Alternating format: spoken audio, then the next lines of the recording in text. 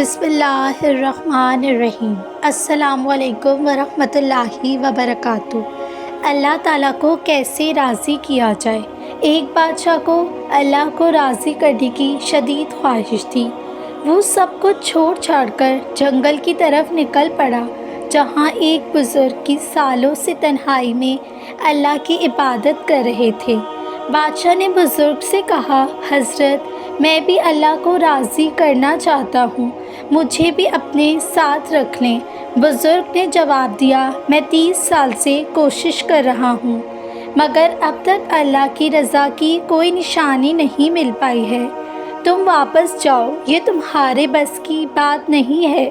بادشاہ نے سوال کیا، حضرت، آپ کو کیسے معلوم کہ اللہ آپ سے راضی نہیں؟ بزرگ نے دکھ بھری آواز میں کہا، جب میں یہاں آیا تو ایک سوکھی ٹہنی زمین میں گاڑ دی کہ جب یہ ہری ہو جائے تو سمجھوں گا کہ اللہ مجھ سے راضی ہے، لیکن آج بھی وہ سوکھی کی سوکھی ہے۔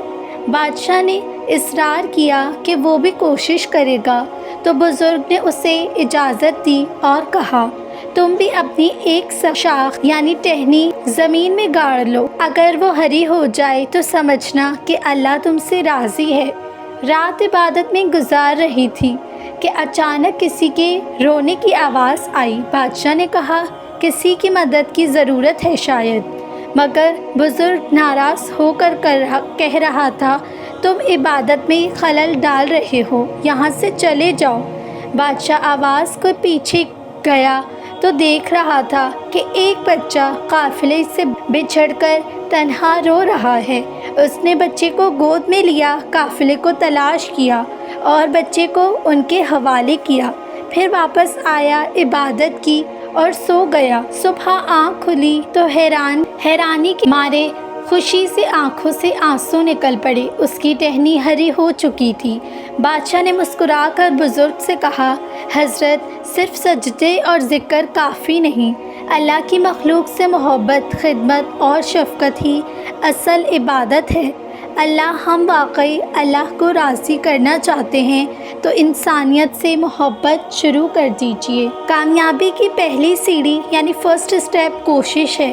کوشش سے غلطی سے سبق سیکھیں، سبق سے تجربہ یعنی ایکسپیرینس حاصل کریں، اور تجربے سے کامیابی یعنی سکسیس ہوتی ہے۔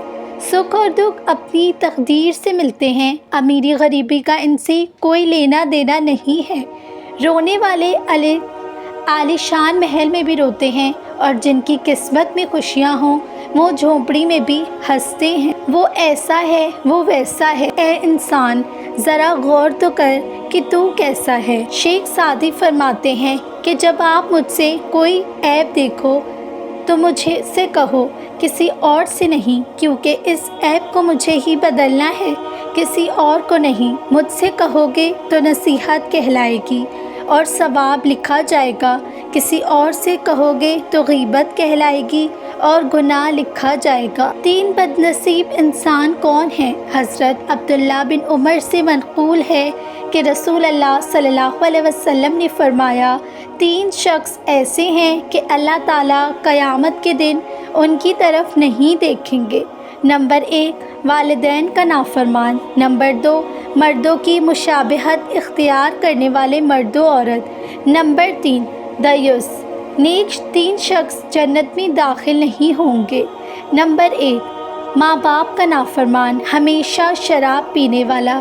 نمبر 3، دیکھ کر احسان جتلانے والا نہیں دیکھے گا، یعنی رحمت اور پیار و محبت سے نہیں دیکھے گا، کیونکہ اصل دیکھنا تو یہی ہوتا ہے، ورنہ کوئی شخص اللہ تعالیٰ سے چھپا ہوا ہے نہ چھپا ہو سکتا ہے۔ والدین کا نافرمان یعنی ان کے حقوق ادا نہ کرنے والا، مردوں سے مشابہت کرنے والا اور عورت سے مشابہت کرنے والا مرد، یعنی ان معاملات میں جو اپوزٹ جینڈر کے ساتھ خاص ہیں، مثلا لباس، حجامت، جن کاموں سے ایک دوسرے سے اختلاط یعنی آمنا سامنا ہو۔ دیوس بے غیرت، جسے اپنی بیوی، بیٹی یا بہن کی بے پردگی اور ان کے ناجائز تعلقات پر کوئی اعتراض نہ ہو، جنت میں نہیں جائیں گے، یعنی اولاً ورنہ سزا بھگتنے کے بعد تو ہر انسان ایمان والا جنت میں جائے گا۔ صحیح روایت میں صراحت ہے، ہمیشہ شراب پینے والا یعنی شراب پیتا رہا اور بغیر توبہ کیے مر گیا، چاہے زندگی کے آخر میں شراب کیوں نہ پی ہو۔ جہاں 10 لوگ آپ کو پسند کریں گے، وہیں 2 لوگ آپ کو ناپسند بھی کریں گے اور 4 سے 6 تنقید یعنی کرٹیسائز بھی کریں گے۔ یہی دنیا کا اصول ہے، ہم ہر کسی کی کہانی میں اچھے نہیں ہوتے ہیں۔ لکھتا ہے وہی ہر بشر جاندار کی تقدیر، واللہ علی کل شیء قدیر، جس کے تابع نہیں جنات و انسان۔ فبأي آلاء ربكما تكذبان، ابتدا ہے وہی اور وہی انتہا۔ وتعز من تشاء وتذل من تشاء، تنہائی میں بھی رہو گناہوں سے دور۔ واللہ علیم بذات الصدور، انسان کو ہے لا حاصل جو حاصل نہ کیا جا سکے کا ہے جنون۔ قد افلح المؤمنون، غیب سے نکال دیتا ہے وہ سبھی۔ حسبنا اللہ و نعم الوکیل، ہر ایک کو دیتا ہے صلہ یعنی بدلہ بہترین۔ ان اللہ مع الصابرین، اس سے مانگو وہ ہے بڑا کریم۔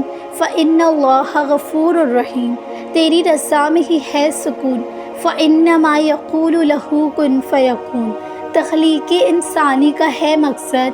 قل هو اللہ احد، دو عادتیں جو مومن کے اندر نہیں پائی جا سکتی۔ رسول اللہ صلی اللہ علیہ وآلہ وسلم نے فرمایا 2 عادتیں مومن میں جمع نہیں ہو سکتی۔ نمبر 1 بخل یعنی کنجوسی، نمبر 2 بد اخلاقی۔ جامع ترمذی حدیث میں ہیں 2 عادتیں جو منافق میں جمع نہیں ہو سکتی۔ رسول اللہ صلی اللہ علیہ وسلم نے فرمایا 2 عادتیں منافق میں جمع ہو ہی نہیں سکتی، حسن اخلاق، دین کی سمجھ۔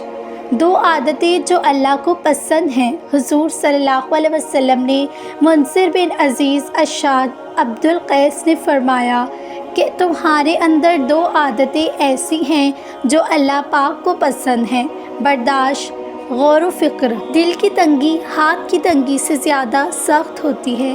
اللہ کے قریب ہونا دل کے لیے سکون ہے۔ وقت قانون قاضی آیت رحمۃ اللہ علیہ فرماتے ہیں سب سے بڑی مصیبت یہ ہے کہ بندہ اپنے گناہوں کو چھوٹا سمجھے۔ جب کبھی گناہ کرنے کا دل چاہے تو اپنی ان دعاؤں کے بارے میں سوچئے جن کی آپ شدت سے قبولیت چاہتے ہیں، کیونکہ دعا ان کی قبولیت کی راہ میں سب سے بڑی رکاوٹ گناہ ہے۔ دین کے کتنے درجے ہیں؟ دین کے 3 درجے ہیں: ایمان، اسلام، احسان۔ حضرت عمر بن خطاب بیان کرتے ہیں کہ ایک روز ہم حضور نبی کریم صلی اللہ علیہ وسلم کی خدمت میں حاضر تھے کہ اچانک ایک شخص ہماری محفل میں آیا۔